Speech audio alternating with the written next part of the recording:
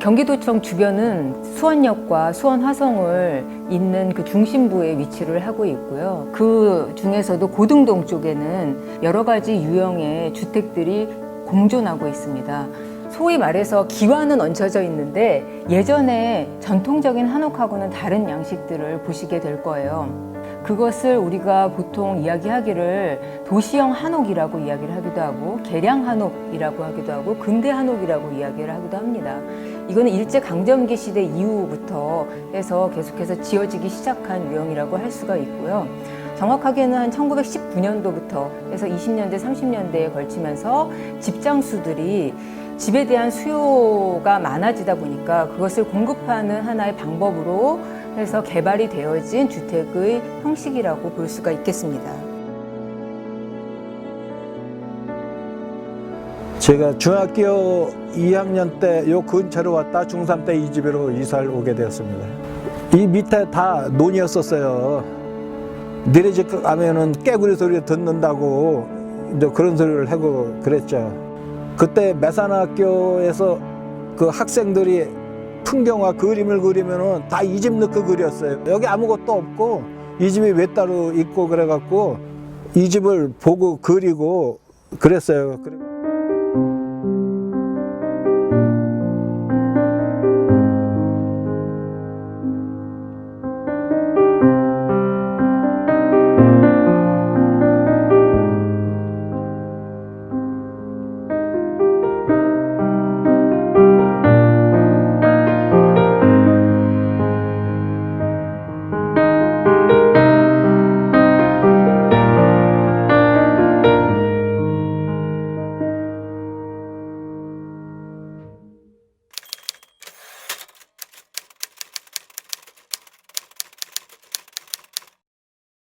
새마을 운동의 일환으로 해서 만들어진 주택, 보급된 주택이 새마을 주택이라고 할 수가 있습니다. 그런데 농촌은 주거 생활 환경이라고 하는 것들이 안 좋았었기 때문에 새마을 운동을 통해서부터 여기에 살고 있는 집에 대한 그런 형태들도 좀 바꿔보고자 하는 움직임이 있었던 거고요. 그 일환으로 해서 태어나게 된 건데 농촌주택 개량 사업으로 해서 시작이 되어진 것입니다.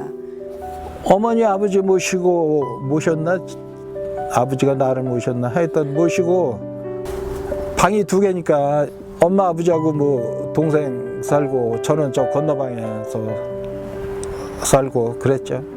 그리고 화장실은 저 끝에 가서 있었고 예, 저쪽으로 저 장독대 뒤에 건물은 없었고요. 여기만 본체로 있었고 들어와서 많이 개조를 했어요. 이 문도 워낙 이쪽에 있던 게 아니고 뭐 그랬던 건데 거의 한 10여 번에 거쳐서 집을 환경에 맞게 이렇게 많이 고쳤죠. 우리가 지금 고등동에서 그런 유형을 보게 된다는 거가 저는 재밌는 것 같아요.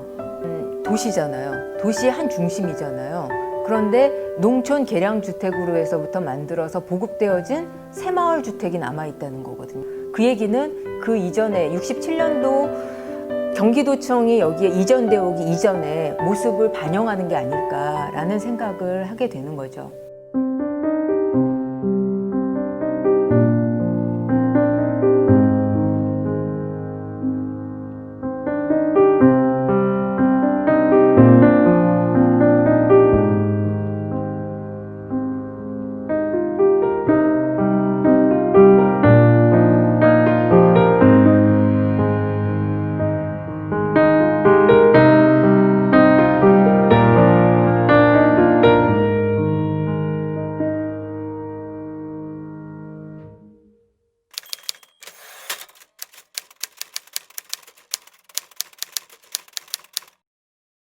매산로 3가 12-15 여기서 몇 년 살았나?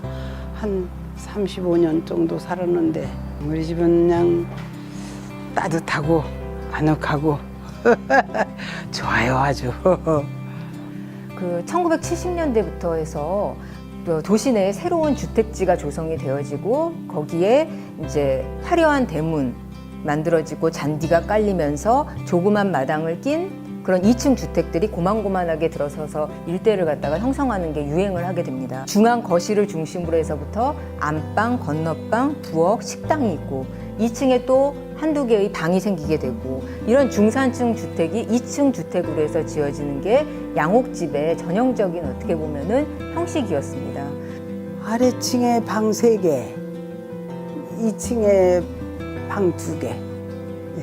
2층에 이제 세도 주고, 위층은 세 주고, 이제 아래층 살다가 이제 또 세도 빼주고.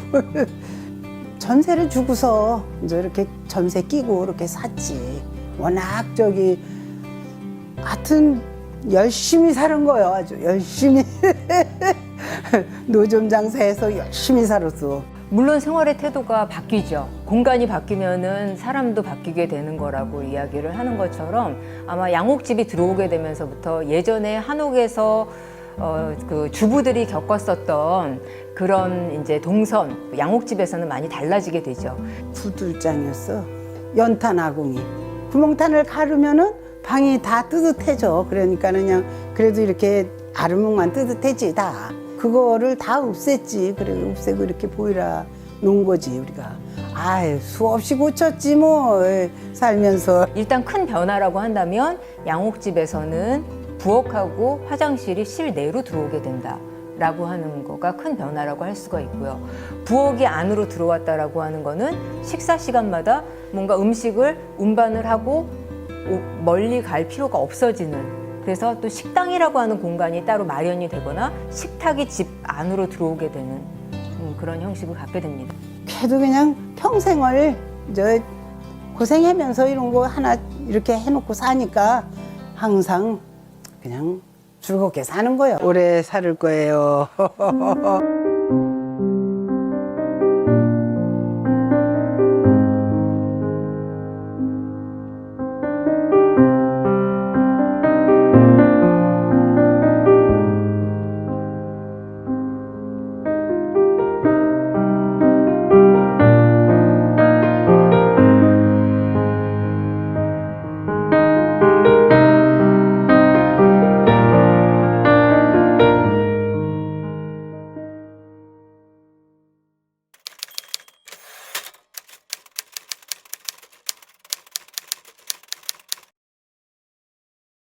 거동동에서 산 지 한 38년?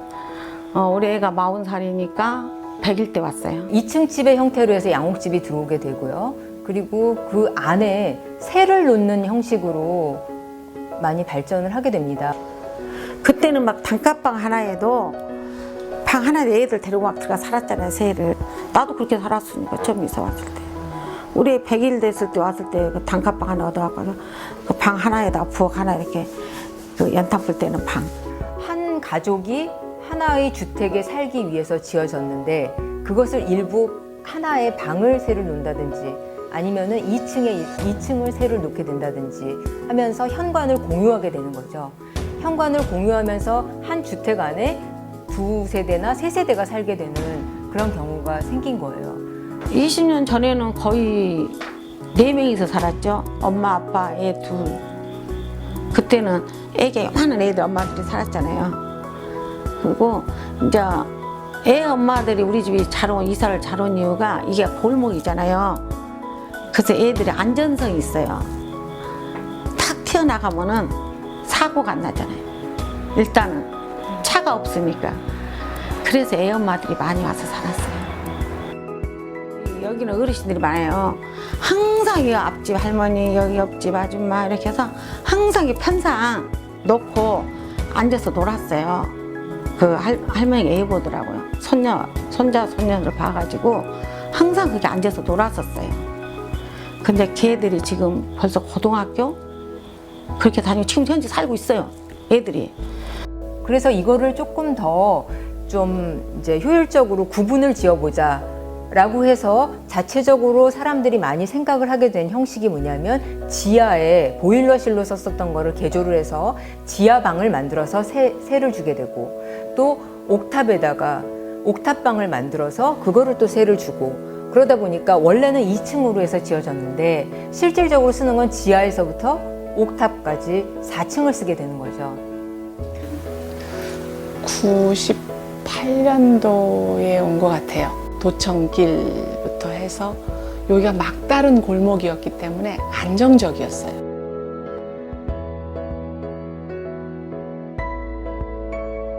처음 시작에 우리는 이제 그 삼남매와 그 아버지하고 이제 같이 시작했기 때문에 우리가 전세를 이제 조금씩 내면은 그 전세로 유지가 돼서 이 집을 살 수 있겠다.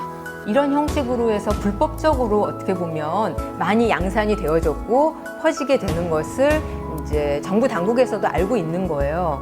그래서 이거를 양성화하면 어떨까? 차라리 이게 그렇게 보편적으로 많이 퍼지는 형식이고 그리고 임대주택에 대한 수요가 늘어나고 있다라고 하는 것을 감안했을 때 어떻게 보면은 새로운 주거 유형을 좀 가능하게끔 하는 법적인 장치를 만드는 게 어떻겠느냐라고 해서부터 탄생을 하게 된 게 다가구 주택이라고 할 수가 있습니다. 1층은 이제 지금은 이제 그 두 세대가 살고 있고요. 2층은 이제 저하고 부모님이 살고 있고, 이제 3층은 남동생네가 이제 통짜로 쓰고 있죠. 굉장히 넓죠, 3층은. 네, 여기는 이제 그 1, 2층을 출입하는 대문이고요. 여기는 이제 3층만 단독으로 출입하는 대문이에요. 여기 이제 따로 이렇게 쭉 수도시설부터 3층으로. 옛날에는 아마 3층에는 주인이 살고 아래층은 이제 세를 주고 이런 형태에서 어떤 그 원활한 공간으로 사용하려고 그랬던 것 같아요.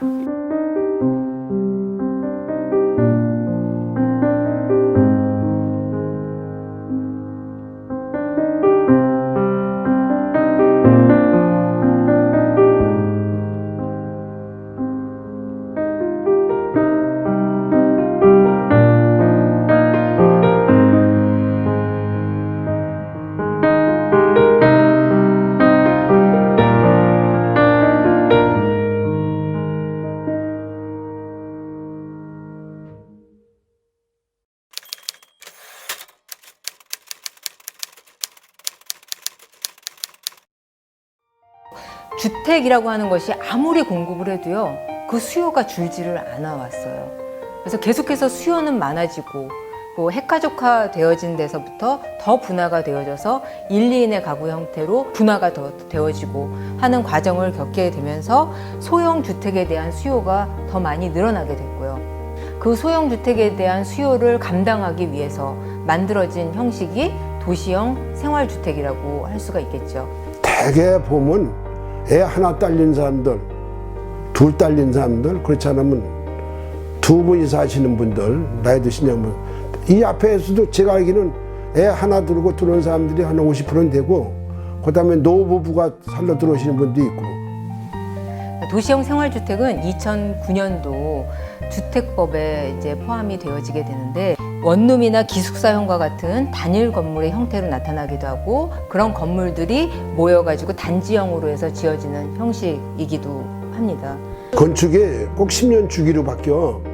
어떨 때는 원룸이 필요하고, 어떨 때는 투룸이 필요하고, 어떨 때는 쓰림이 필요한데, 손님 취향이 변한단 말이에요, 이게.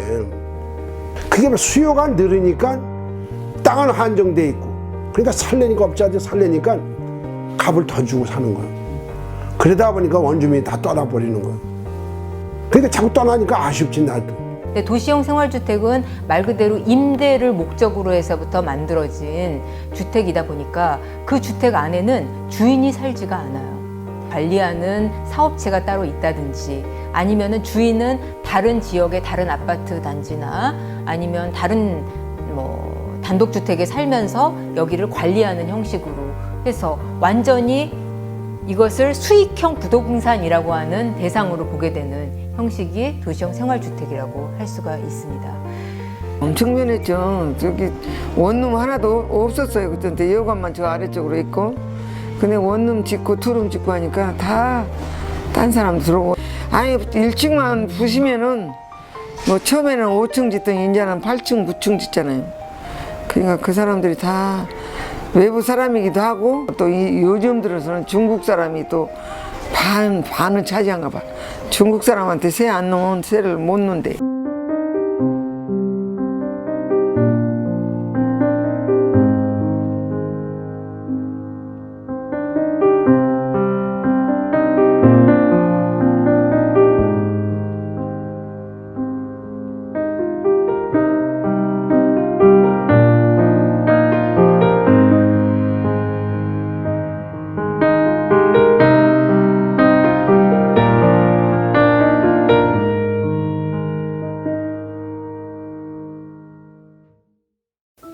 아무튼 제 생인 모든 게 여기 있다고 보면 될 것 같아요.